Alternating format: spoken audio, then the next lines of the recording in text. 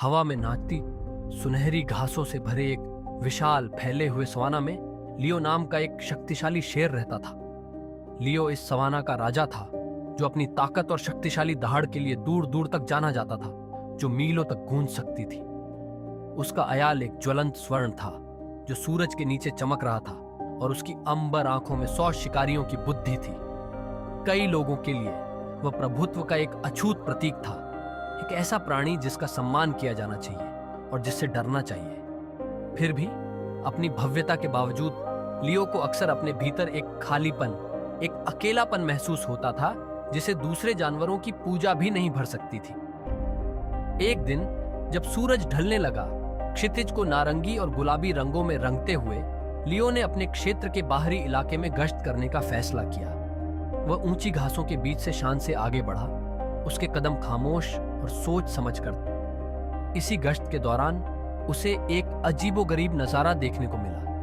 एक छोटा सा चूहा, जो एक कंकड़ से भी बड़ा नहीं था, मानव हाथों द्वारा बनाए गए जाल में फंसा हुआ था। जाल कच्चा था, लेकिन कारगर था। इसके पतले तार चूहे के पिछले पैर के चारों ओर कसकर लिपटे हुए थे। छोटा जीव अपनी पूरी ताकत से संघर्ष कर रहा था। उसकी निराशा की छोटी छोटी चीखें मुश्किल से सुनाई दे रही थी। लियो रुक गया। उसका विशाल शरीर चूहे पर एक लंबी छाया डाल रहा था। चूहा जम गया। उसकी चौड़ी मोती जैसी आंखें शेर को पूरी तरह से भयभीत होकर घूर रही थी। चूहे के लिए यह निश्चित रूप से अंत था। सवाना के राजा ने उसे पा लिया था और कोई बचने का रास्ता नहीं था। कृपया, शक्तिशाली राजा, चूहा कांपते हुए चिल्लाया, मुझे छोड़ दो। मैं एक छोटा तुच्छ प्राणी हूं। मेरा कोई नुकसान करने का इरादा नहीं है। लियो ने चूहे की विनती से हैरान होकर अपना सिर झुकाया। एक पल के लिए उसने अपने विकल्पों पर विचार किया। चूहे की जान लेने के लिए उसके पंजे का एक वार ही काफी था। फिर भी कुछ ने उसे रोक रखा था। शायद ये चूहे की आंखों की कमजोरी थी या स्थिति की सरासर बेतुकी बात। जो भी हो, लियो को अलग तरह से काम करने के लिए मजबूर होना पड़ा। अपने पंजे के हल्के से झटके से लियो ने जाल को ढीला कर दिया। तार हटाए जाने पर चूहा सिहर उठा, लेकिन जल्द ही वह आजाद हो गया। शेर का सामना करने के लिए वापस मुड़ने से पहले वह कुछ कदम लंगड़ाता हुआ चला।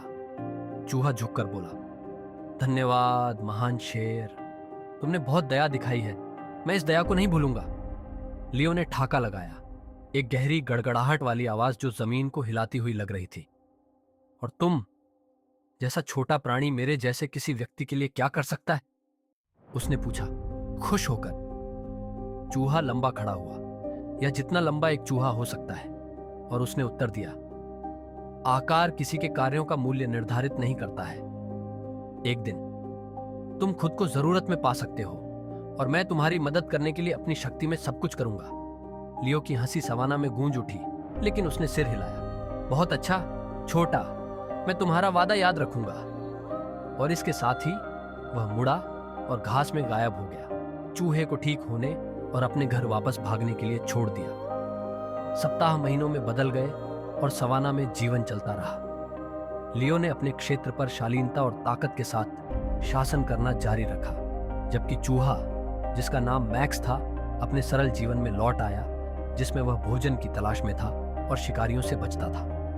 अपनी संक्षिप्त मुलाकात के बावजूद मैक्स अक्सर शेर के बारे में सोचता था। उस दिन उसने जो भी कहा उसका मतलब था, हालांकि वह अक्सर सोचता था कि क्या उसे कभी शेर की दयालुता का बदला चुकाने का मौका मिलेगा। एक भाग्यशाली दिन लियो ने खुद को एक विकट स्थिति में पाया।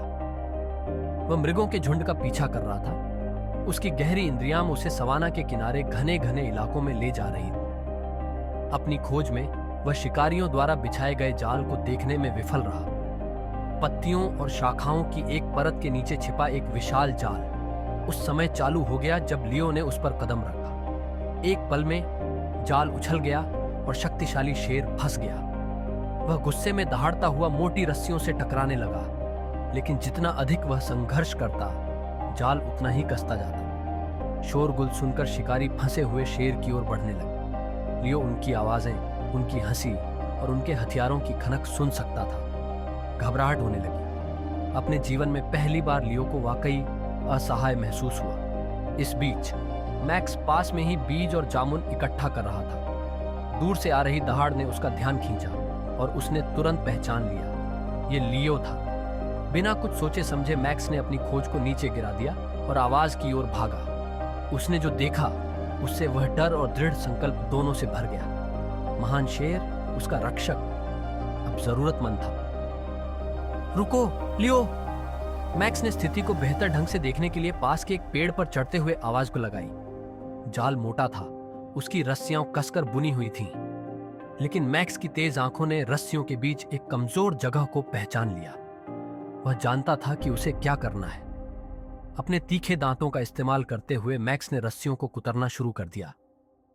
यह बहुत मेहनत का काम था और हर काटने पर उसका जबड़ा दर्द कर रहा था, लेकिन वह रुका नहीं।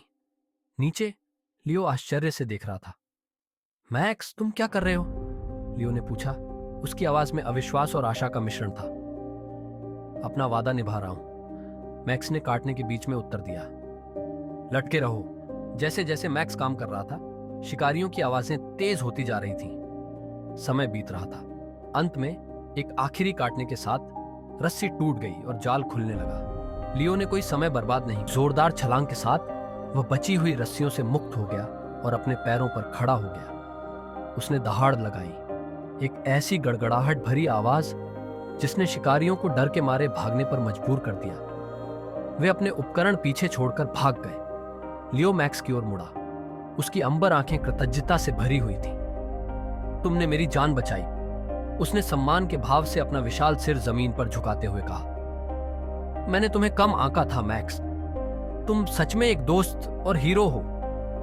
मैक्स मुस्कुराया, हालांकि उसका छोटा शरीर प्रयास से कांप रहा था। मैंने तुमसे कहा था, आकार मायने नहीं रखता, जो मायने रखता है वह है दिल। उस दिन से लियो और मैक्स सबसे अप्रत्याशित दोस्त बन गए। शेर और चूहा, एक जोड़ी जिसने सभी उम्मीदों को धता बता दिया, एक साथ सवाना में घूमते थे। लियो की ताकत और मैक्स की चतुराई ने उन्हें एक अजेय टीम बना दिया और उनके बंधन ने अन्य जानवरों को एक महत्वपूर्ण सबक सिखाया।